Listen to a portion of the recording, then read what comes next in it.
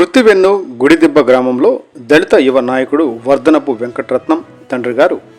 వర్ధనపు సుదర్శన్ రావు ఇటీవల గుండెపోటుతో మరణించిన వార్త విని ఆ కుటుంబాన్ని పరామర్శించి తమ ప్రగాఢ సానుభూతిని తెలిపి వెంకటరత్నాన్ని వారి తల్లిగారిని ఓదార్చిన రాష్ట్ర గృహ నిర్మాణ శాఖ మంత్రి జోగి రమేష్ మరియు రాష్ట్ర తెలుగుదేశం పార్టీ ఉపాధ్యక్షుడు మాజీ deputy speaker Boragadda Vedavyas, APS RTC zonal chairman Pinninti Mahesh, Kruthivennu MPP Konasani Garuda Prasad, ZPTC Ratnakumari, Uppala Narasimharao, బస్వాని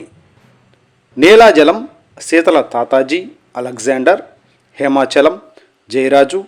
Munro Ramesh, Sabbitha Venkatesh ఇరు పార్టీ నాయకులు, యువకులు పరామర్శించిన వారిలో ఉన్నారు. వైసీపీ, టీడీపీ, జనసేన పార్టీలకు చెందిన నాయకులు, కార్యకర్తలు ఒకేసారి గ్రామానికి రావడం ఆ కుటుంబమే కాకుండా అందరూ